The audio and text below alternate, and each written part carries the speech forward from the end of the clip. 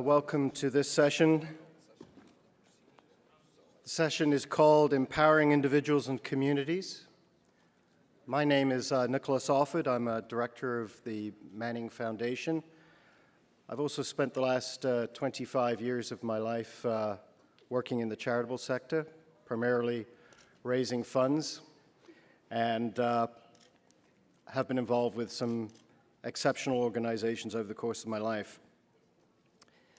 The essential theme of what we're going to discuss in the next hour is how do we drive social innovation, nurture community responsibility, and encourage individual action on issues that matter to us.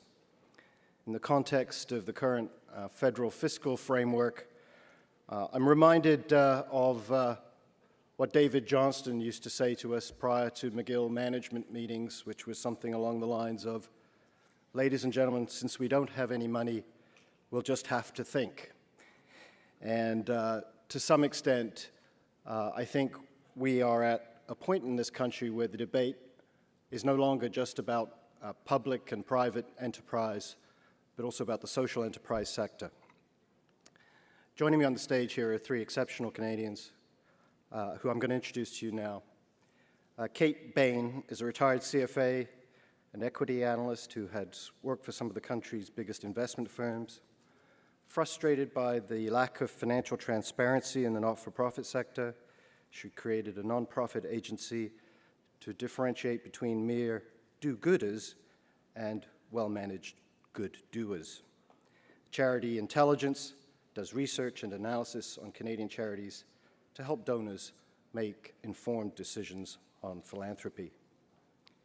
Ray Pennings is a senior fellow and director of research at Cardus, a Christian-oriented think tank. Mr. Pennings is an authority in industrial relations as well as public policy, political activism, and political affairs generally.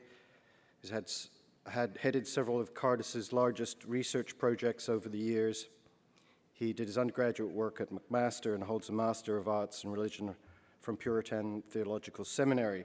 He is one of the world's leading authorities on applied Calvinism and the theology of Puritan and Calvinist groups in politics and civil society. He lives in Calgary with his wife, Kathy, and son, Chris. Diane Finley was first elected to Parliament in 2004 and re-elected in 2006, 2008, and 2011, and she served as Minister of Citizenship and Immigration. The minister began her professional career as an administrator at the University of Western Ontario's French Immersion School and held several positions in both public and private sectors encompassing healthcare, transportation, agricultural, equipment manufacturing, printing and publishing, and aviation. She has a bachelor's degree in administrative studies and a master's degree in business administration from the University of Western Ontario. She is currently Minister of Human Resources and Skills Development, and I'll ask her to come to the stage now and make a few opening remarks. Thank you.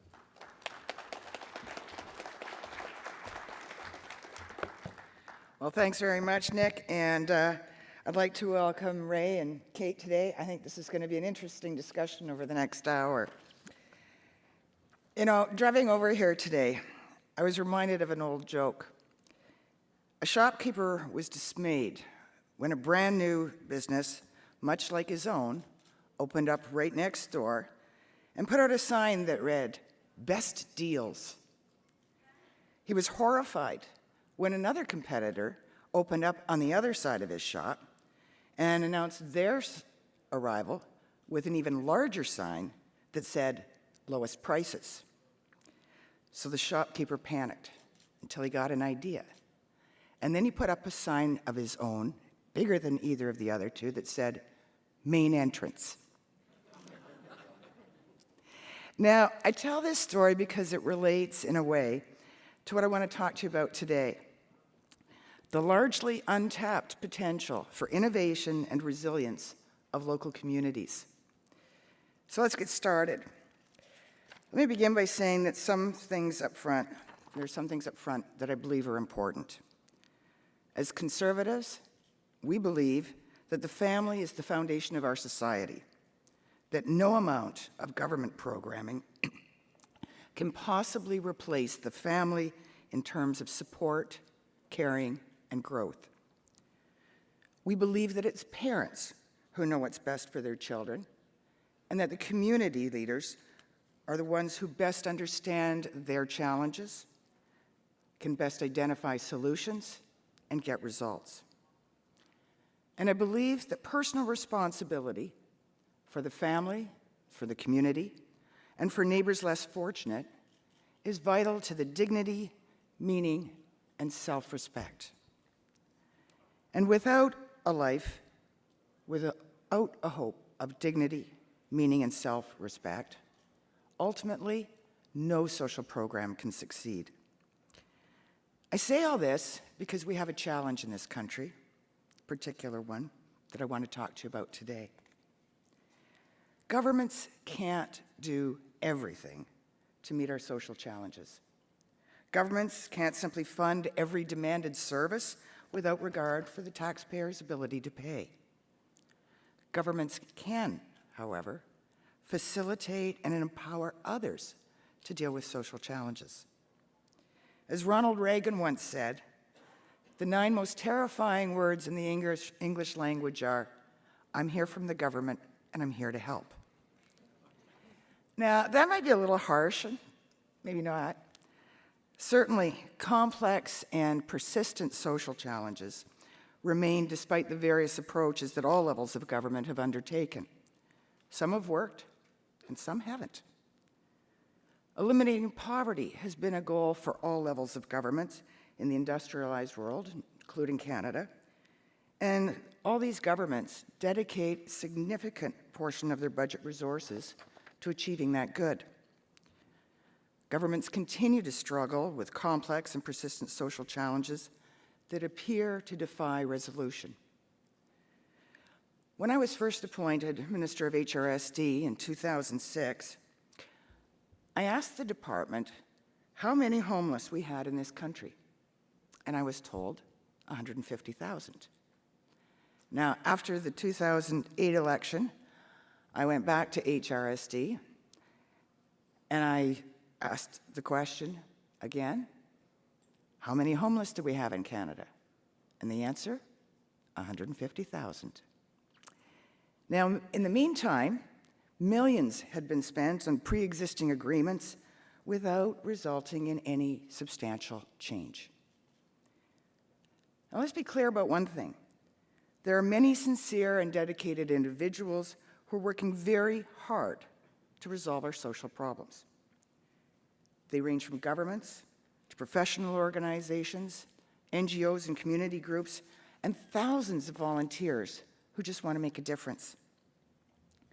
But it's also clear that some of the conventional approaches to the problems have not always achieved the results that we'd hoped for. To be frank, we just can't keep doing the same things the same way over and over and expect to get different results. Under these circumstances, innovation is not an option, it's a necessity.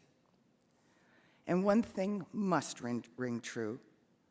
Traditional, single-purpose government programs do some things well, but they can't address all of the complex social challenges that we face. So what can be done? Well, newer approaches are going to be needed if we're going to make progress. It's time for government to reach out to individuals and to local communities. It's time for government to free individual initiative so that those who are motivated can help others take more responsibility for themselves and for their families. It's time, as we said in Budget 2011, and I quote, to complement community efforts by encouraging the development of government/community partnerships, enabling communities to tackle local challenges and test new approaches to improve performance.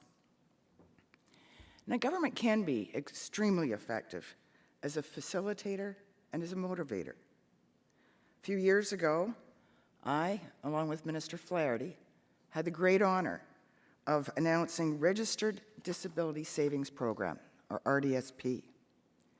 Now, the RDSP helps Canadians with disabilities and their families to save for the future. Earnings accumulate tax-free until you take the money out of your RDSP. Parents or guardians may open up an RDSP for a minor, and with written permission from the holder, anyone can contribute to an RDSP. Now, the RDSP has had a tremendous impact on how the government supports the disabled, and it's been embraced by the families of the disabled and the community.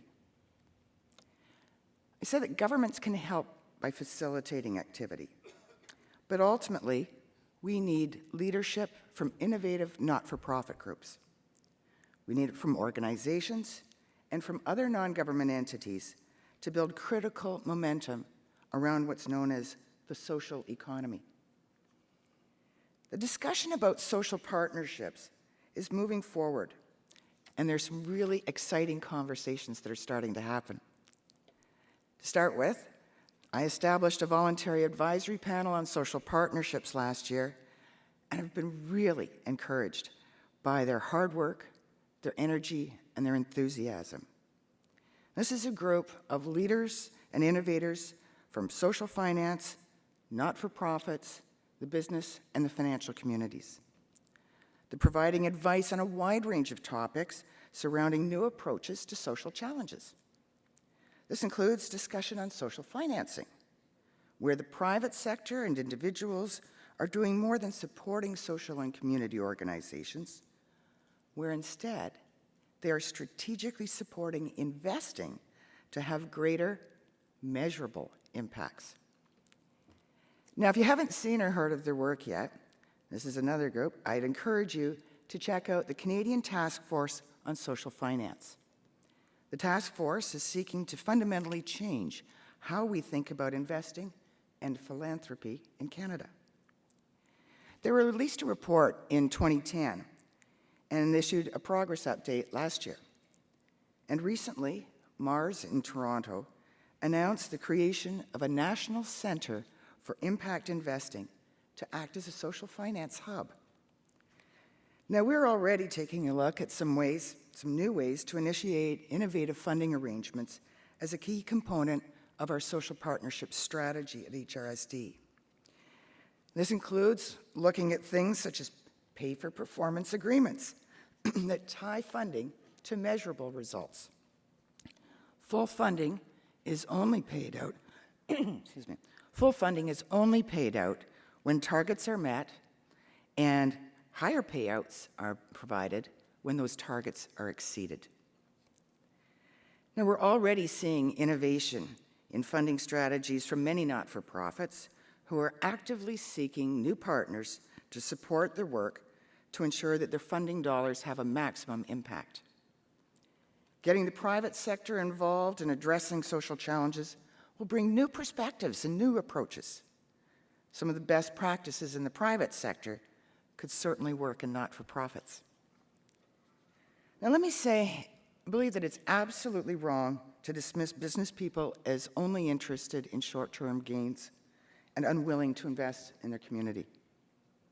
We've all heard about the generous corporate philanthropy at the level of Bill and Melinda Gates and their foundation. But the reality is that it isn't just the mega corporations that sponsor worthy causes. Even the smallest towns in Canada usually have a local business owner who buys equipment for a child's hockey team, donates old computers to the high school, provides meaningful work experience for people with disabilities, and does free household repairs for the elderly in their community. The willingness to serve is there in our business community. We just need to channel it better.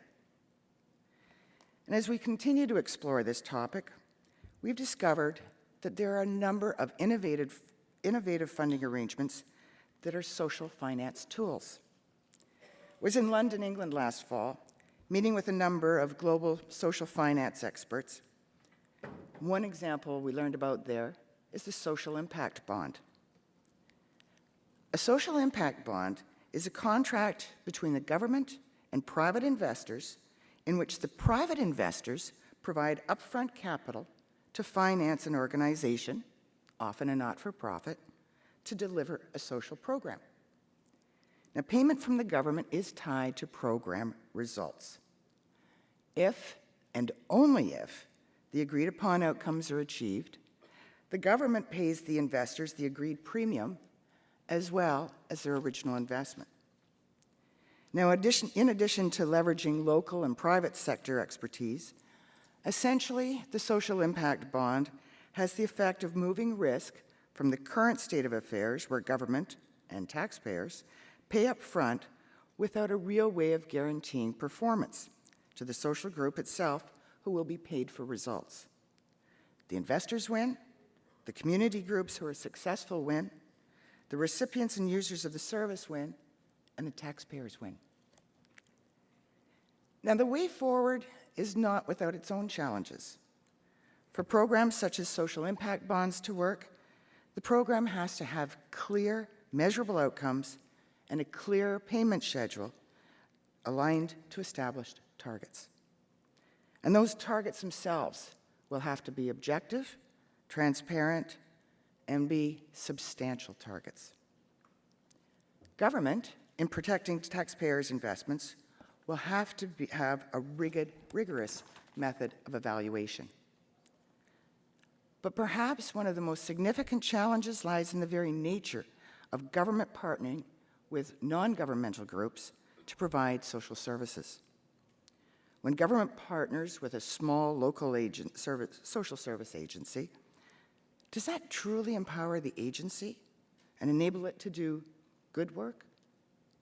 Or does the act of partnering simply extend the reach of government and bureaucratic practice even further into the volunteer and non-governmental sector, creating dependence rather than empowerment?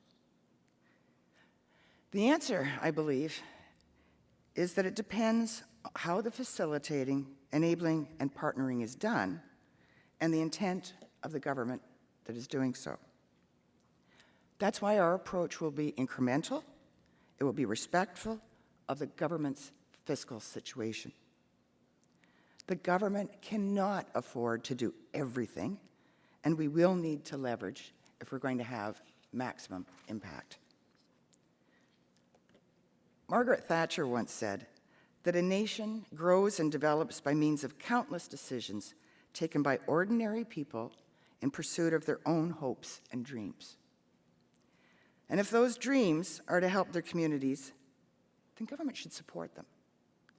And if those dreams are to build a better community where those less fortunate are given hope and self-respect, then government should facilitate that. And if those dreams include taking more personal responsibility for the future, for themselves and their families, then government should definitely encourage that. And we will continue to ensure that the vulnerable are protected and that Canadians get the services that they need. We're not relinquishing any of our responsibilities. What we are doing is creating more space and more freedom with our own main entrance sign, like the Smart Businessman, for good ideas to flourish and for empowering individuals and communities. Thank you.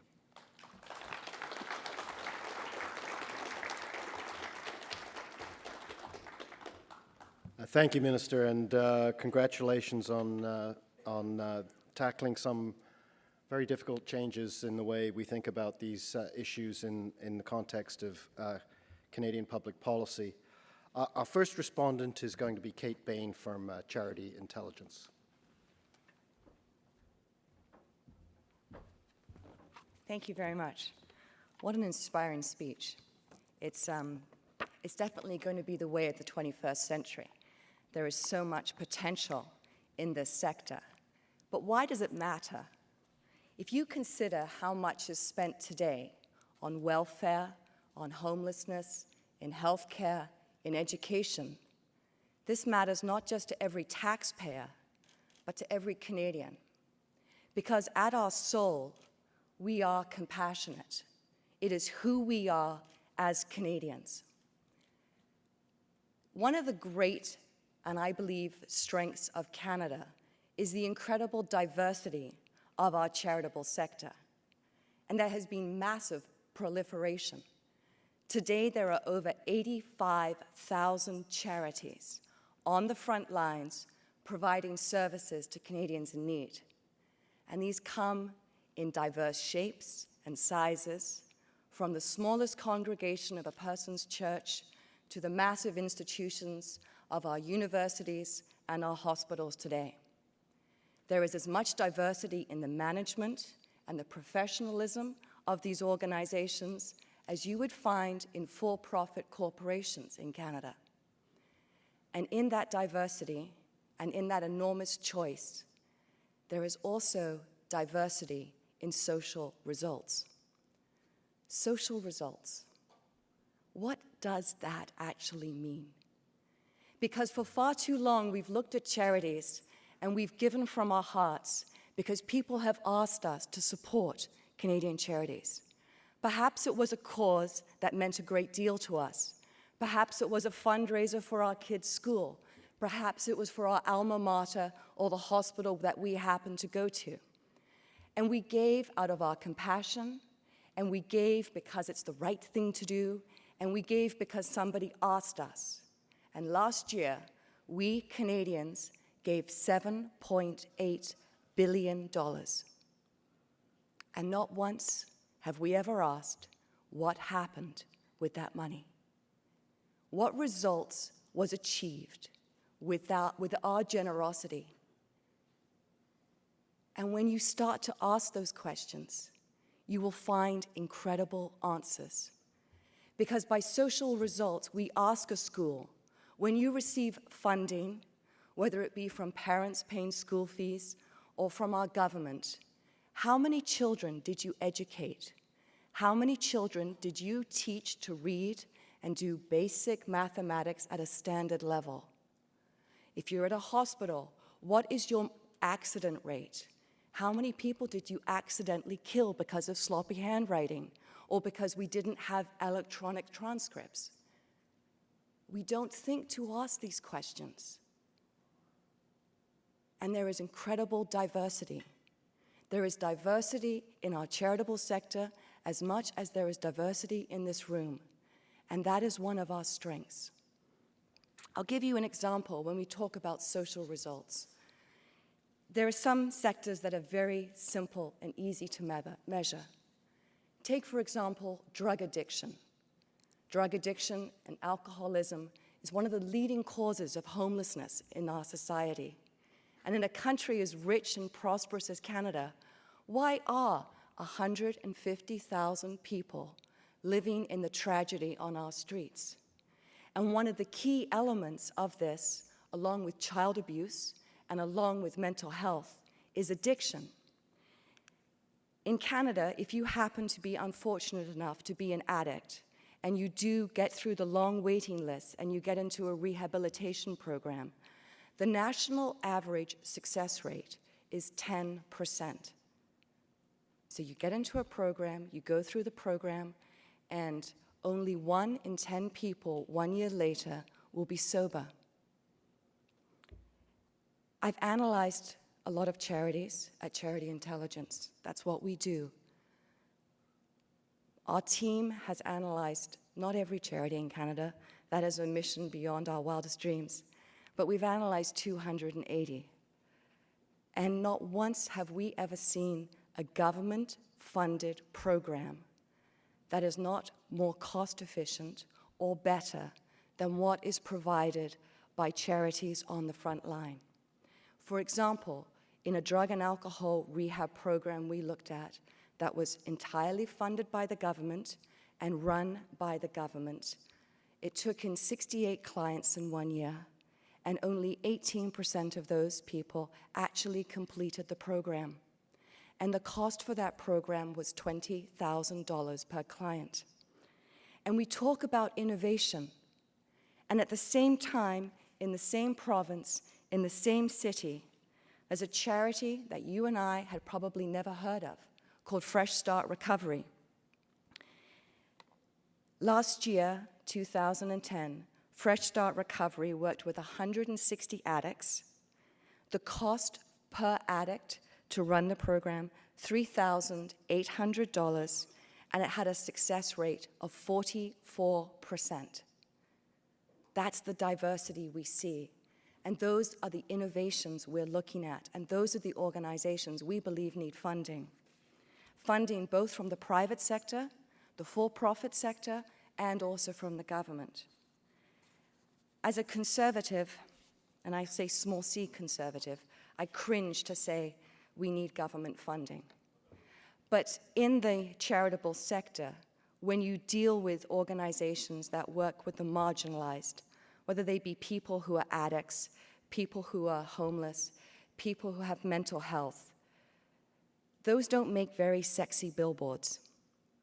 And private philanthropy, what you and I give, is not enough to solve Canada's social problems. And that's where I do believe the government has a role to facilitate and to hand money off to the best performers on the front lines. But closer to home, coming from Ontario, what I despair when I see happen in the charitable sector is, I'll give you an example. The Compassion of Conservatives allocated $4.5 billion to address Canada's homeless issue. I believe it was 3 or 4 years ago. And from this generosity, paid for by all taxpayers in Canada, the City of Toronto jumped up and took down $593 million of those billions of dollars. And it was the City of Toronto that decided it was going to get into homelessness, and it was going to run homeless programs. As an investor, I always look at organizations and agencies, and I run them through my PEST test. Does this organization have passion, expertise, skills, and a track record? City of Toronto, with all due respect to its open-heartedness, has absolutely no expertise in addressing Canada's homeless situation. And the fiasco that has happened in Toronto with the city employees trying to address homelessness has been wasteful, and it has not even come close to help those who live on the streets of Toronto. For example, it is currently building, 3 years late, a 40-bed homeless shelter that it intends, when it finally opens, it's going to run it at a cost of $3 million a year. And that's a homeless shelter with 35 beds. Just around the corner, 6 blocks away, the Salvation Army runs a shelter of 108 beds, providing 24/7 drop-in service to over 1,200 homeless people each year at a cost of only $2.2 million. I am a quants person. The numbers do matter to me. And when I look at the City of Toronto running a homeless shelter that maybe one day will open with a green roof and meeting all the global impact standards and LED, whatever that means, the operating costs will be $75,000 a bed compared to the Salvation Army shelter at $20,000 a bed a year. When I see the government step in and try and take on the charitable sector and try to do the work, the hands-on frontline work, in this situation, it is nearly 4 times more expensive. And I have no idea what effect it will have in helping homeless people get off the streets.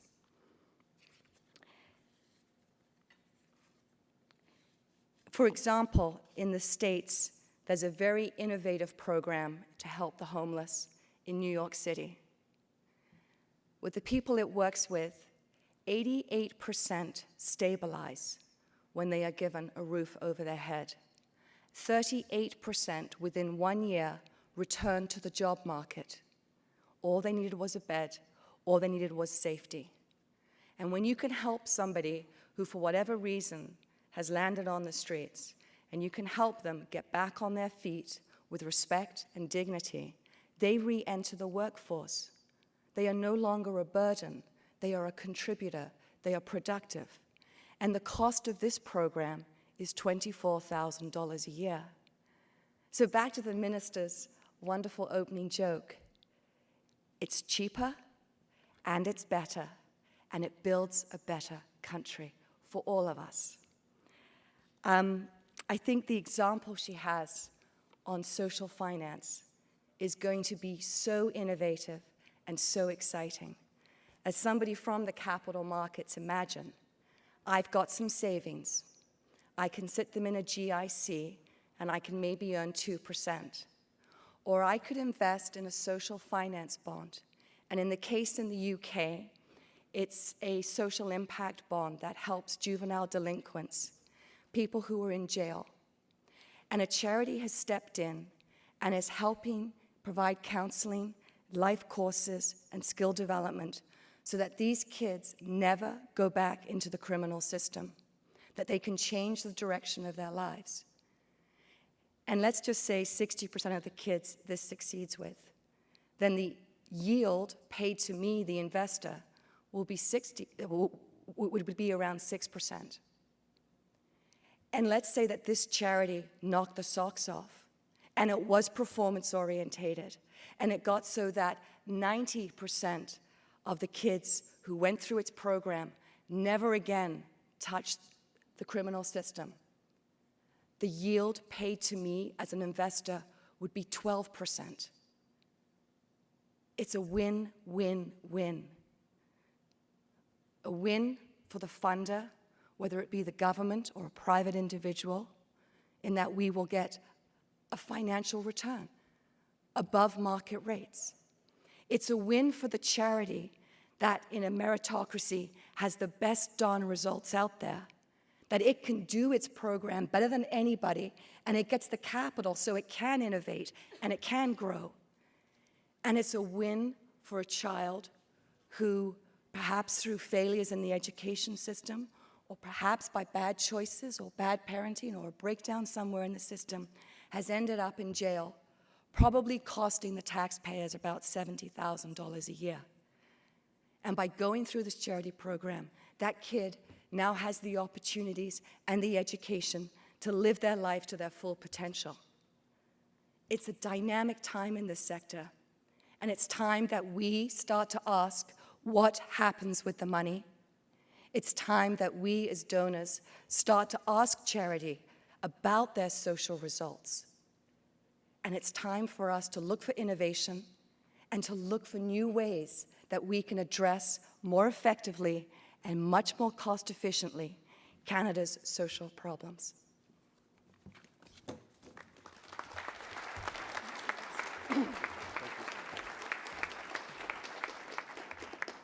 Thank you, Kate. Kate's company, while she scares some of my clients, has done so much to improve transparency, accountability, performance measurement in the sector, and just like to add my own thanks to you for all your hard work there. Our second responder is Ray Pennings from the Cardus group. Thank you. Well, thank you very much and good afternoon. First of all, let me extend a word of appreciation to the organizers of this conference for including this session on the agenda. And I'd like to commend both of the previous speakers for their work, and especially to the Minister for your passion and initiative in this area. It was only a few short years ago that conversations of this sort at conferences like this were virtually unthinkable.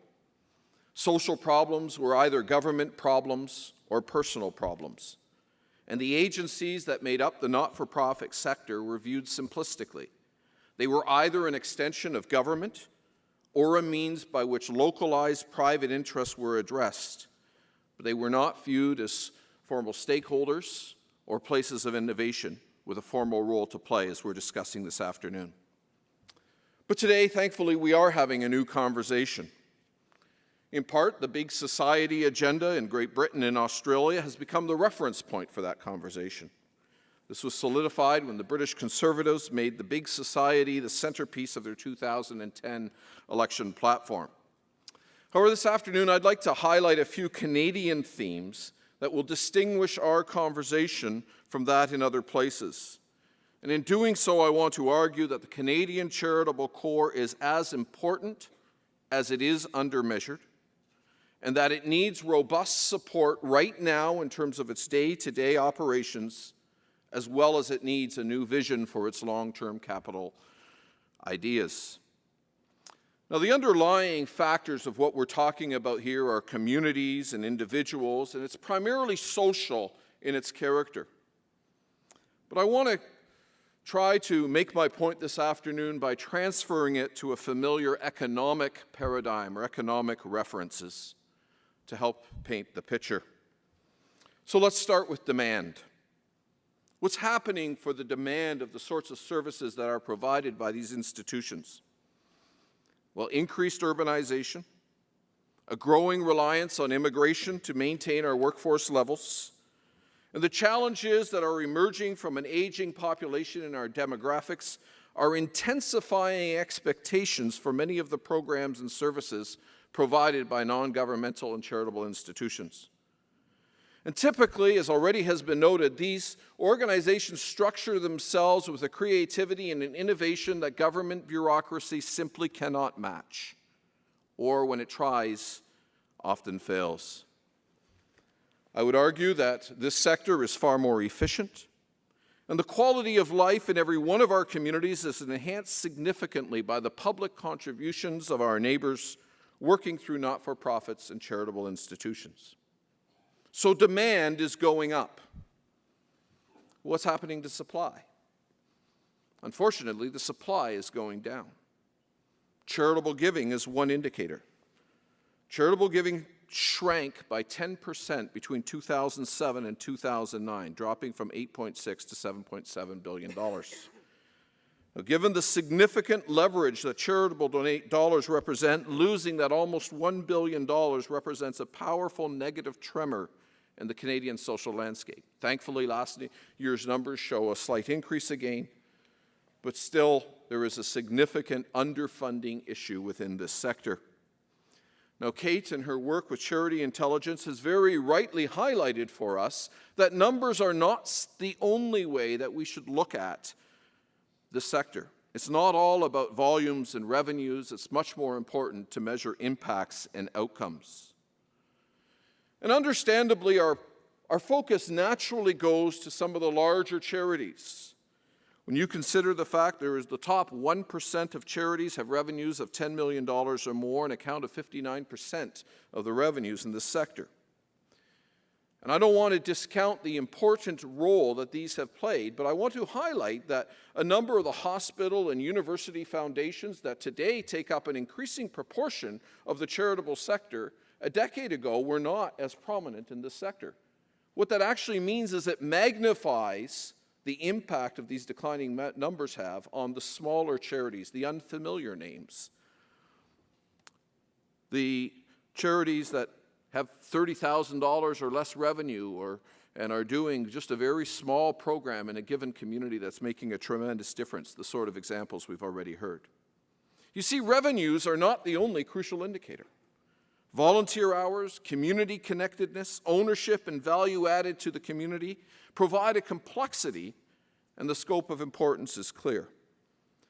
Now, these matters in terms of coming up with the statistical objective outcomes to measure social impact bonds, some of these things are not as easily to come by. And certainly our think tank, as well as many others in the sector, are looking at ways in terms of how do we measure the outcomes that can make these new vehicles worthwhile and practical. But there's another aspect to this problem of supply. Because where does that money come from? We think of ourselves as a generous people, and in fact, the Canadian spirit is a generous one. But the reality is that there's about 6% of the population that does about 5 times its proportionate share, whether we measure that in charitable giving, volunteering, or belonging to the various organizations in their community. Think about that. 6 people out of 100 doing 5 times more than others. Then there's a secondary circle, a secondary civic core, if you will, of about 23 people out of 100 who are doing about double their share. Now, all of these are admirable people. But the bulk of this sector is effectively being carried by just under 30% of the population. And if we do nothing, demographics is only going to add to this burden. If our policies are not wise, we will slowly erode the support as the load increases. Now, these are not people who are likely going to rise up and protest, but we'll simply see a continuing quiet erosion if we don't invest in the necessary infrastructure for the delivery of our social sector. Now, here's something interesting. Of those 29 out of 100 people on which our social fabric relies so heavily, 23 of those people are most likely to be religious. Now, Canadians are uncomfortable about talking about the role of religion in public, and yet our collective well-being requires that we change that habit. We cannot have an honest public conversation about empowering individuals and communities and the continued contribution of this sector to the public good without considering the role and contribution of religion, because whether we like it or not, faith institutions are a significant generator of the social capital which drives the sector. Now, some have argued that the advancement of religion as a legally constituted charitable objective should be changed. I submit to you that would be a grave error. The fact is, the public good of religion often goes unmeasured and unsupported, despite significant impact throughout. Remove faith from social and literacy programs, the arts, emergency relief, foreign aid, immigration settlement, home care, special needs, citizens, and a myriad of other things, and the Canadian quality of life would plummet. Faith is a powerful motivator for charitable giving. A recent innovative research group survey reported in the Globe and Mail suggested that religion is the significant motivator for people who give more than $500 a year. Quote, "We're not that religious a country anymore, but those who are more religious are a disproportionate share of donors." End quote. To carry the economic analogy further, to think that we can reform and revitalize this sector without working side by side with religious institutions is akin to arguing we can fix the economy without consulting Bay Street. In economics, we get preoccupied when large employers either hire or lay off significant numbers of employees. But we forget that cumulatively, small and medium-sized firms have a much greater economic impact than the companies whose names we recognize and read about. And the same is true in the charitable sector. The deep contributions in the charitable sector may not be easily measured or recognized, but make no mistake, they matter deeply in the community you've learned to love. The infrastructure of commitment directly influences our quality of life. So demand for these services are increasing, supply is declining. The sector needs support, including new capital sources. But while we're busy figuring out the long-term capital plans connected with some version of the social innovation ideas, the sort of that the minister talked about, the sector also needs day-to-day operating capital today. That's why Cardus has been presenting arguments at a federal level that the government should increase the tax credit to returns to the civic core. If we increase the tax deductions for donations over $450, we've suggested a rate of 42%. The results would go to the services represented by the 30 people out of 100 who are already giving significantly. And those are the ones who are most likely to donate more if they have the capacity to do so. Tomorrow's Canada desperately needs a vital civic core. Whether for economic or philosophic reasons, there's an increasing recognition that government is limited. And conservatives are great about talking about how we need to limit the size of government. And yet, as we heard this morning in terms of some of the core branding challenges we face as a conservative movement, there is a sense of concern of selfishness in the midst of our brand. Of the 4 problems that were identified in the poll this morning, care for the elderly and care for the underprivileged were in the first 4. Government needs to provide the capacity, the infrastructure for this sector in the same way as if we want a vital economic sector, we need investments in power, in roads, and in bridges. Policy support must increase with demand. but that demand needs to be in a way of creating the infrastructure and empowering this sector to make the vital contribution that we know it can make. And you are a vital part of this effort. I appreciate the privilege of being able to take up these ideas with you today. And I want to encourage you that together we can create a vibrant social architecture through which Canadians grow and flourish. There's a powerful spirit of generosity in our communities, but we can't wring our hands and wait for government to provide all the solutions. Yes, government has a role in providing the legal and social framework, but we also have that responsibility and opportunity to participate in the sorts of wonderfully diverse social institutions that make such a difference in our own neighborhoods. Thank you all for your attention, and thank you for your contribution to the common good.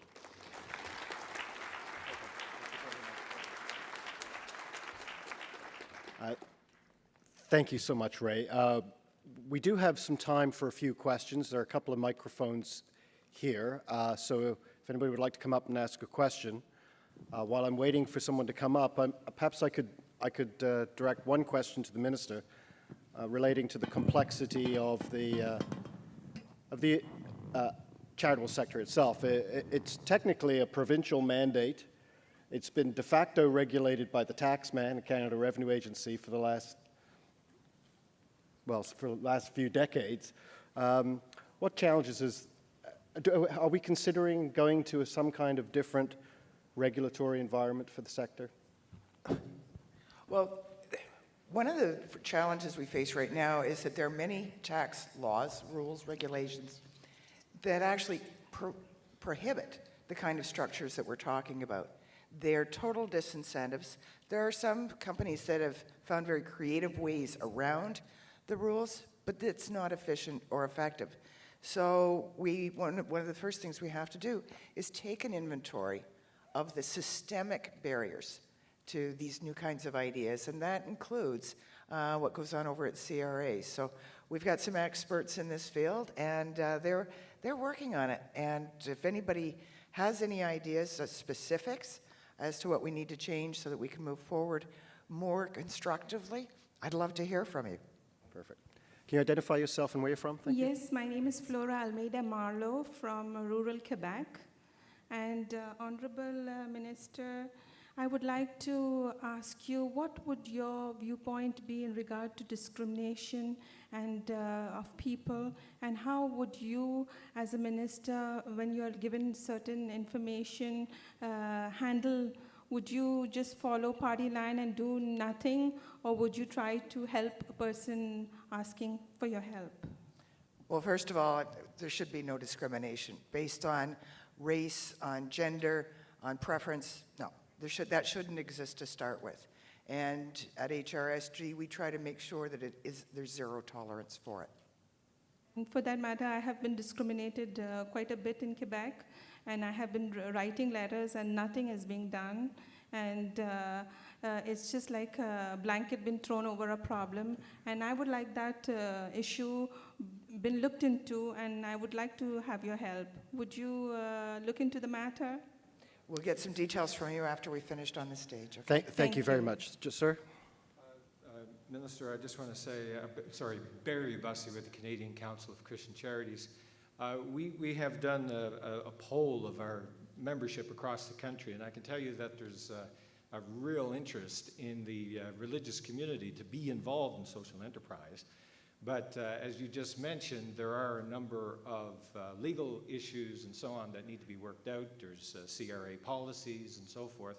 But anyhow, I just want to let you know, you've answered my question, so I don't have a question, but I just want you to know that there's a lot of interest out there to be involved. Great, thanks very much. Thank you. Sir? Jeff Grunewald, Guelph, Ontario. As a person who works in the fundraising of the charitable sector, I just wanted to direct this comment to Kate Bahen to say that I would say, my estimate as I was sitting listening to you, that I would say that over half the dollars that I raise come with a serious number of questions attached to them as to what the prospective results would be, and I don't think it's accurate to indicate that of the $7.8 billion that are given, not once do we ever ask what is being done with the money. It certainly isn't my own reality, and my question is to know whether you think that market forces are going to drive the future of the charitable sector in Canada, in that as the donors ask more significant questions and decide for themselves whether the results are adequate, won't it be true that some of those charities will cease to exist because the donors will vote with their dollars, and others will flourish because they see the value in them? I'm not sure. Market forces. Kate Bahen personally, not speaking on behalf of Charity Intelligence, I do believe in market forces. I do believe in the work of Adam Smith. I do believe that that is inherently the human nature. I do believe in supply and demand. I look at the supply and demand, and I look at the burdens that are placed upon charities to provide information, and I believe it is time for the donors personally now to become empowered and to step up and to start demanding this information. It's easy to do in an information age. Audited financial statements can be posted on websites. Social results need to be produced and reported on by each charity. How many, like basic outputs, how many clients did you work with? And if possible, what was the impact? What was the outcome? So I do believe in market forces, and I believe that they are good. I do believe where you have the proliferation at the level we have in Canada of charities, it takes 3 signatures and a rubber stamp by the CRA, and I believe that there probably is a need for concentration, for mergers and acquisitions, and I think that would be in the best interest of Canadians in need, that you have organizations on a level playing field that have the best results, that attract funding, and those organizations that fail to meet basic standards of delivering service are forced to close. I believe what we have to give is a scarce resource, and our money must go to the highest and best purpose. Thank you, Kate. Thank you for citing Adam Smith, not yet heard at this conference. Sir. The problem I see is that our standard of living is actually declining, especially for the unskilled worker. And is the attempt to drive up efficiencies will inevitably fail over time, because as wages decline and inflation is not being properly accounted for. So will we make Canada more nationalistic and have to help our own people first, especially because there's so much more prosperity in other countries that were once poor? So will we change the policy mindset of Canada to more nationalism and help our own? Who wants to tackle that? I'll take a shot at it. I don't think there is a single formula that will accomplish a set of outcomes. If I can just pick up on the previous conversation in terms of, there is a sense of market forces and innovation which actually requires failure as well as success. So there are going to be charities that attempt things that don't succeed, that will go out of business, which actually is part of the learning that we collectively take place. In the same way as you can't have a vibrant economic force in which businesses only start and everyone prospers. Actually, we have business failure. It's not a failure of the system, it's a success of the system when inferior products and businesses are there. So in terms of the overall, you said, is there a strategy in terms of nationalization? Nationalism.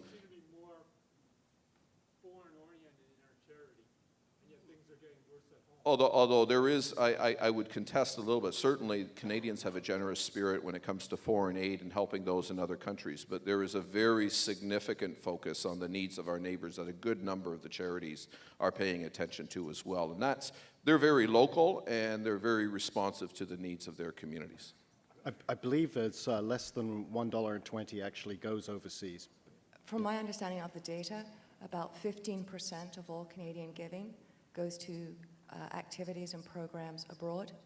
In Scandinavian countries, where you have a much larger government role, The international proportion is about 60 to 70%. So in North America, we actually have statistically a much higher proportion of our dollars stay in Canada to help Canadians in need. Thank you. We have time for only 2 more questions, quick questions. Okay, I'll try to make this short. My question is really what I consider to be kind of a perverse combination of charities and governments working together on one side of a problem that actually produces what I think are huge social costs on the outside, on the outcomes of this program. Specifically, I'm talking about a federal government program, specifically $300,000 to a West Coast women's legal fund, right? And they've funded a number of other organizations that serve only women. These are charities. And the basic purpose of this seems to be intervene in civil legal cases, mostly child custody cases. Effectively, that means the federal government is putting money towards removing children from their fathers, which produces a whole array of social costs of homelessness and school dropout, all sorts of negative social outcomes. Now, the charities are doing the same thing.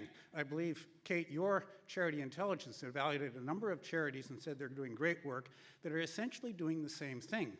And these charities are getting their GST and HST rebated back, because if they're getting government funding, so the problem here is that the outcomes for this are huge social costs from charities working with government. They're all doing the same thing.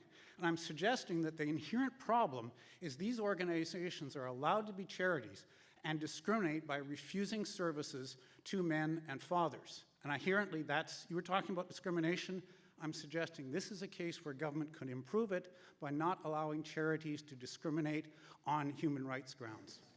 Well, I don't think there was a question there, but was there a question there? The question is whether the does someone want to government would respond to? consider Sorry, sir. changing the Charities Act at CRA so that such discrimination would mean that charities would lose their license, or whether the government would also consider that as part of policy to include serving both male Canadians and female Canadians in such legal funding. Well, not knowing the specific case to which you refer, I really couldn't make an intelligent comment or analysis of it. But what I can tell you is that we do fund a number of programs that are designed to help particularly vulnerable groups. It is a fact that men are physically abused, yes, but by far and away, most of the physical abuse within a couple is heaped on the woman. And so we do have programs to help them. But there are programs to help men as well. We do try to make sure that the funding, wherever it's going, is going to achieve real results. Obviously, as I was saying in my opening remarks, we're not always successful at that. And the good news is we are looking at new and better ways to do all of our programming. Thank you. I'm going to have to, cut the session off here. We're out of time. I'd like to introduce Darrell Reed, who has something to say. Thank you all for being here today. Thank you, panelists. Thank you very much. Darrell Reed always has something to say, but this is particularly relevant to this evening. There are people out there who say that Conservatives don't know how to party, that they're a fairly dour, sour lot, and I'm here to invite you to prove them wrong. I'm speaking particularly of the Manning Rocks the Capitol event that's happening this evening. It's going to be happening at the Empire Grill. It's from 9 to 12. You will see it on your program. I want to encourage each one of you to be involved. I'm sure Minister Finley is going to show up with her dancing boots on, and she'll be ready to go. But please consider this your personal invitation. We'd love to see you and demonstrate to the world what Conservatives know about partying. So thank you very much.